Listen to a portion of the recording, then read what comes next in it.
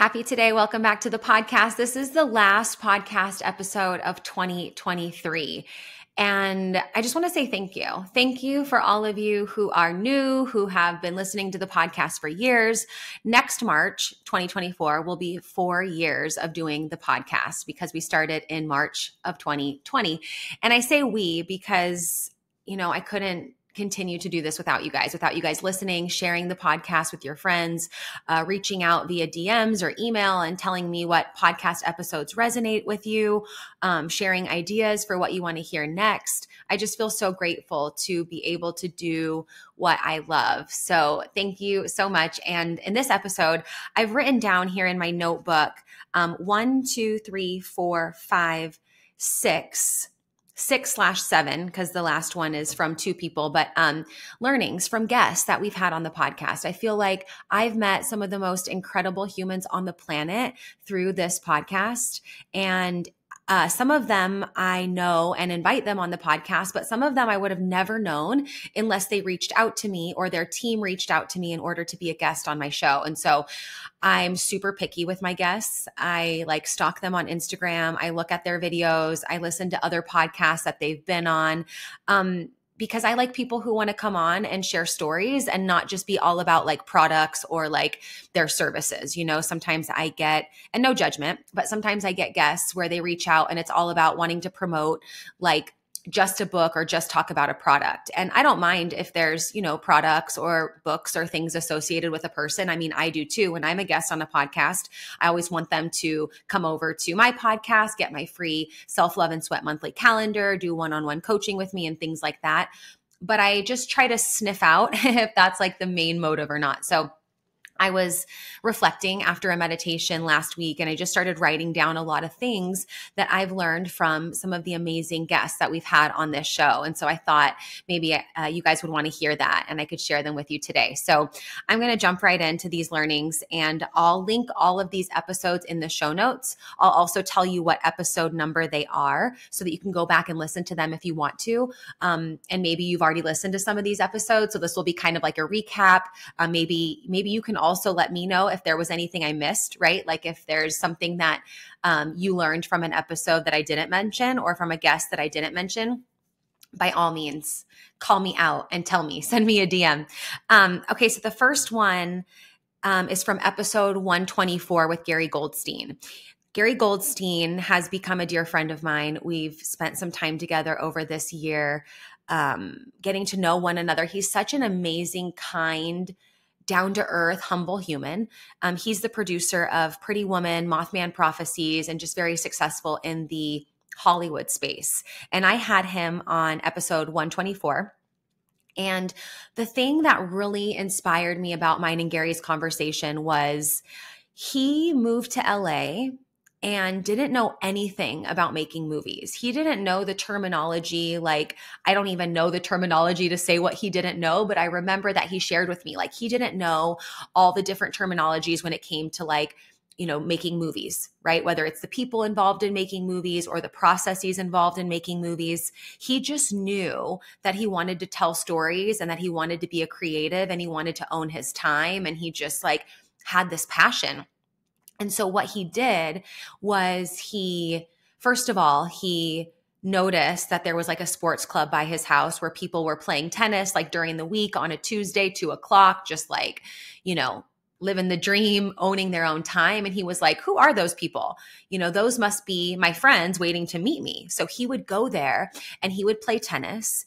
And after each tennis match, he would ask the person hey, what do you do? And if they were in a space of interest for him where he wanted to learn, he would ask them hey, will you be my 5-minute mentor? And if they agreed, which he said most of them did, he would ask them in 5 minutes, just some questions about their expertise, ways that he could grow and learn. And I just thought that was so beautiful because sometimes we don't know what we don't know, in a sense that well, maybe that's not the way that I want to say it. Sometimes we just don't know.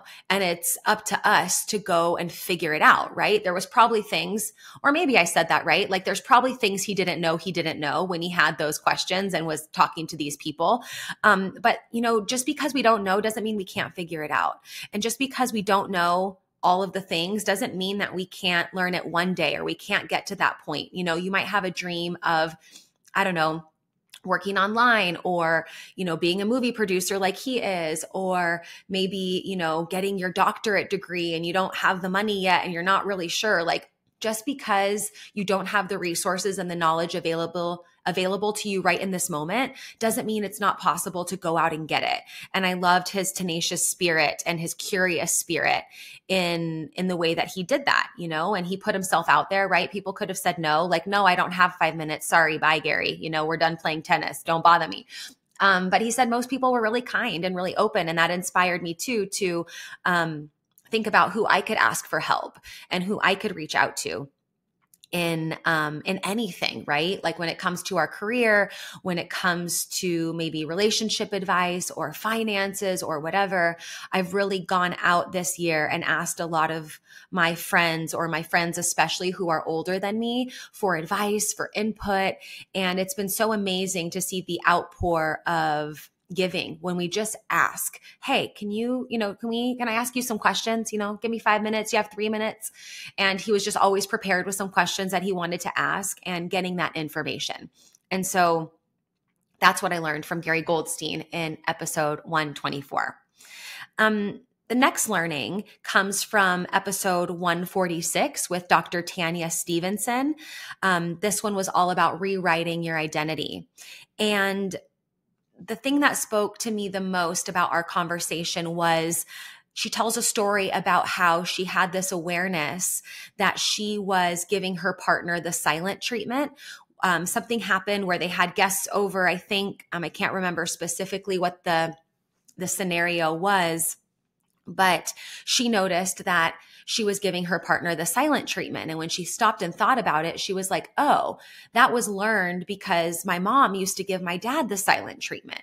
And I just think that the awareness of patterns passed on when it comes to communication, when it comes to connection, is so, so, so powerful. And she really pointed that out, was open and vulnerable and spot on, in my opinion, because sometimes we are so unconscious in our communication patterns, and we just think that like people deserve, in her case, the silent treatment when they, you know, do something wrong or they bother us or whatever. But she even said herself, she's like, it's so weird because while I was giving my partner the silent treatment, that's not the person that I am. Like, I want connection. I want deep communication. I want to be able to talk about the hard thing. Yet I was doing something that was contrary to what I wanted until I had the awareness about it. And so I really loved having her as a guest. In fact, I want to have her back. She's so awesome. I loved her. She's from Australia. And at the time that we recorded the episode, it was like 2:00 in the morning, Australia time, because when she booked on my calendar, I didn't have, you know, I have certain windows of times when I record podcasts, but it was funny. I was like, girl, we could have, you know, you should have written me and I could have, you know, rearranged some things so that you wouldn't have to be up in the middle of the night. But anyway, she did. And I'm so grateful for Dr. Tanya Stevenson for doing that, and for the awareness patterns that she was aware of. And then she was gracious enough to share on the podcast. I always love when people are open and real and raw and vulnerable. And I understand it's not easy. You know, I can remember times in my life where I didn't share a lot of the shit that was going on in my life. And now I feel like I don't know how to not share the shit. So I appreciate, I just appreciate those who come on and are just like open books. That was learning number 2. Learning number 3 comes from episode 140 with Jen Drummond. She's the woman who I talked to that has 7 kids, and she climbed 7 of the second highest summits in 7 continents. And honestly, that conversation blew my mind. In fact, she just came out with a new book called Break Proof. Sorry, I just had to look back on my bookshelf. Break Proof is the name of her book, and I'll link it in the show notes as well. Just highlighting 7 lessons from 7 summits. And I'm like, I think my learning from her, or I know my learning from her is seriously, we can do whatever the fuck we put our mind to. Like we can do whatever we put our mind to. This woman is just like, when I talk to her, you think that, I mean, of course she has these supernatural capabilities and all these things. But when I talk to her on the podcast, like she's just like a normal person, right? Like a normal person, 7 kids, doing all the things, training for her summits and all the stuff. And I just felt so inspired by her because she had a very bad accident where she should have died. Like, you know, if you look at what happened to her, she shouldn't be here anymore, but she was, and she is. And so she decided to, you know, take that pain, take that tragedy and turn it into her mission and turn it into her purpose. And so sometimes I think about her and I think about other moms in general. And I'll say to myself, Lunden, party of one, because I'm just myself, right? Like I don't have kids. I live alone. Like I do my thing. And sometimes things are hard. And then I think of the moms out there who have all these kids and all these to-dos. And I just am so in awe of mothers, including my own, when I think about the child I was. Not that I was like bad. I was just like a lot. Like I was a lot. I was a lot to handle, but I love it. I love that about the way, I just love that about the way she shared that. And just reminding us that it doesn't matter if you're a mom, how old you are, if you had a near-death experience, like you can always turn that mess into your message. And so I haven't yet dove into her book, Break Proof, yet, but I'm so excited to read it. She sent me over a signed copy, which I'm super excited about. Thank you, Jen. That was so kind. And I can't wait to dive in and share probably some learnings with you guys from that book, because I just feel like, and then she's so funny because she goes, yeah, you know, I'm a woman and I have long hair and I was going to be in these summits like freezing cold, wet. So I requested a blow dryer. So she gets a blow dryer, but then of course they don't have like plugs. So she had to get like a solar plug. So she had to be like blow drying her hair out in the open because the plug needed solar to, you know, the sun to be out. So and I just have this vision of her like on the side of the mountain in all of her gear with her solar plug, like blow drying her hair, because it wasn't about vanity. Like she wasn't trying to give herself like this glam blowout. She was just trying to, you know, keep herself safe and just like, no, I need a blow dryer because it's going to be cold and my hair's going to get wet. And then she also talked about how other women were like, thank you so much, because you did that. We feel like we have permission to ask for some of the things that we need, because I guess the people around her and I guess mountain climbers in general are not always bringing blow dryers with them, but she needed it and she asked for what she needed. And then in turn, it was like an unofficial permission slip for other people that saw that to ask for what they need. And I thought that was really beautiful. Okay, the next learning comes from episode 127 with Megan Gallagher. She is such a wonderful person. I love Megan. In fact, we just recorded another episode for the podcast / radio show, because now Self Love and Sweat, the podcast, is available on Dash Radio. It hasn't aired yet, but it will be soon. It'll be on Dash Radio on the Expansion channel. And so we just recorded another episode and I told her, I was like, I want you back like every other month. I love talking with her. She's such a gem, and she is a TEDx speaker and author, and she's in her 20s, and she's an advocate for mental health in the public school system, which I just am like, I love that. I love it so much.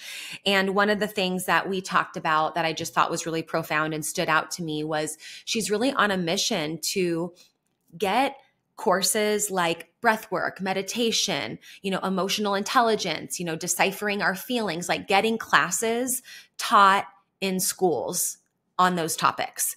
You know, I asked her, what would be like your ideal day in school? And she's like, I think we should start the day with like breath work and meditation and setting intentions. She also mentioned, you know, having a class on helping you understand your intuition, which I thought was beautiful. And I just really admire her because she had her like aha moment that really helped her pivot when she was 16 years old in school. In the bathroom, I believe she was having like a panic attack and just anxiety, and was just like, I don't feel good and I don't want to feel this way. And I think it took me probably until I was like 29 or 30 to really demand that for myself and to be like, no, I, want to feel better. And maybe it was a little bit sooner because like with my hormone issues and a lot of that, I was about 23, 24 when I started going in a more holistic direction, started taking care of, just myself even more. But that moment when I really took a stand for myself and I really felt like all the culmination of everything, it was like 29, 30, because that's when it really wasn't like a vanity thing. When I first started my hormone healing journey, it kind of was because I had hormonal cystic acne all over my face. And so it really was like a outside appearance type of thing. But it wasn't until I was, 28, 29, 30, when I really started understanding the importance and understanding the value of knowing my emotions and being okay to ask for help and, understanding the connection between the emotional and the physical. And so I loved what I learned from her because I think she's spot on. And I have a niece now who's 5 where I'm like, yes, things like trusting your intuition, meditation, breath work, all those things are things that I love exploring with her and just kind of doing with her. Another thing that she said, not on that episode, but on the episode that we recorded for the second one. So actually at the time of this podcast airing, that episode's not out yet, but it'll be out in January. So if you're listening to this and it's later on in 2024, you might be able to catch that episode with Megan Gallagher. But one of the things that she said, and I don't think this was like her particular quote, but she brought it to the episode, was, your triggers are your responsibility. And I thought that was really, really powerful because sometimes we get triggered by other people and we think it's up to them to fix themselves in order to be better so that they don't trigger us. But really, it's up to us to, ask ourselves, okay, why am I triggered by this? What part of me is being, affected by this and triggered and upset and annoyed by this? And I love that. And I think that also goes the other way where we say like, your triggers are your responsibility. Now, I don't think you should go out and say that to people, but if we notice that we're shining and we're doing our best and we're up leveling, other people are definitely going to be triggered by that. And that's not up to us to dim our light and to play small. And I'm speaking to myself here because one of the things that I really am working on releasing is that playing small, that dimming my light to make other people comfortable. And when she said that, other people's triggers or your triggers are your responsibility, my triggers are my responsibility, that really prompted me to turn my light up even brighter and be like, wait, it doesn't matter what anyone else thinks about what I'm doing. If they're triggered, that's up to them to figure out why. Now, I'm not going around pressing people's buttons on purpose. Like if I know that someone's triggered by something, I'm not going to purposely go and push that button multiple times just to trigger the person. Like that's jacked up, but I'm not going to play small so that others can feel comfortable. And that was number 4. 1, 2, 3, 4. Okay. Learning number 5 comes from episode number 143 with Lindsay Lee, showing up messy and authentically online. I met Lindsay through our NABA community, which is the company I created my course with and the company that we're growing a big community in. So you'll hear a lot about NABA moving forward. First of all, I freaking love Lindsay. Same thing like Megan and Tanya. I just could have them back on the show over and over and over again. In fact, I told Lindsay, I was like, do you want to be a regular on my podcast? Because I would love to just shoot the shit with you and talk. She's so wonderful. She's super funny. Her and I play meme ping pong all the time in the DMs because she's super hilarious and we have a similar sense of humor. And so what I learned from her was kind of her tagline. And her and I talked a lot about death on the podcast because we're both very motivated by death, by our mortality. We're kind of wait, we don't have forever here and we want to make an impact and we're just not going to sit here and twiddle our thumbs. We want to go out in the world and we want to make shit happen. And her kind of mantra or theme that she said, her mission statement or whatever she called it, is have fun, do good, don't die boring. And I loved that. Have fun, do good, don't die boring. And it reflects her so much. If you know Lindsay, you know that statement is spot on. And if you don't, once you get to know her authentic self through following her online, you'll see that that's really, kind of what she's all about. And her and I really resonated on that because we were just like, no, we want people to like feel impacted by us. We want to have fun on our journey. We don't want to just stay small and do the status quo because society and others say we should do it or we're supposed to do it. Like, hell's nah. Like, we want to go out and live life full out. And I really learned that from her, and I just love her. So you'll see a lot more of her on the podcast in 2024. Yeah, she's wonderful. And then the last learning number 6, like I said, 6/7, comes from 2 episodes. And I actually did one episode, one of my quick mindset reset episodes. I did one of them dedicated specifically to this topic, but I want to say it here again because I just think it's so powerful. This comes from episode 137 on leadership with Kevin Suber, and episode 132 about, I can't remember the name of the episode, but it was like getting out of the hustle culture with Megan Arneson. And I actually met Kevin Suber and Megan Arneson as well through the NABA community. And the reason why both of their episodes stood out to me and why I think both of what they shared is so important and so profound in both of their models of the world is they both said the same thing on the podcast when I was talking with them, but they meant it in different ways. So Kevin, when he was on the podcast, he was like, I remember, it wasn't a matter of if I was going to go to college, but when. So for him, it was like he was the first person in his family line to go to college. It wasn't a matter of maybe or if, but when. And he didn't know how he was going to make it happen or what it was going to look like, but he just knew that there would be a time when he would go to college. And then for Megan, she was in a family where everybody went to college. It was just expected that you go to college and you do that. It was just like, that's what you do next. That's what you're supposed to do next. And for her, it was like, it wasn't a matter of if I was going to go to college, but when. And so for her, it was kind of like putting her in this box of doing everything that everybody else in her family had always done. And so that last learning is just a reminder that everybody's model of the world is different. And that's cool, right? Like, as long as it's empowering to both of them and it helps stir some shit up in them to go out and make a difference and get some momentum and go out and do good and go out and execute their purpose, like, more power to them, right? So that really stood out to me. And I think I interviewed Megan first and then Kevin second. And I remember in the second interview, I can't remember which order, but I think it was that way. In that second interview, as soon as they said it, I remembered. I was like, oh, that's exactly like Megan and Kevin said the exact same thing, but with different tonalities, different models of the world, and different meanings for them personally. But what I love about both of them is that they chose to turn that into momentum and chose to turn that into their message. And that was really, really so amazing. So yeah, that's what I learned in 2023. Like, I guess I learned so much more, but these were just like some powerful interviews off the top of my head from this year that I just really, really, really loved. And I think you'll love too.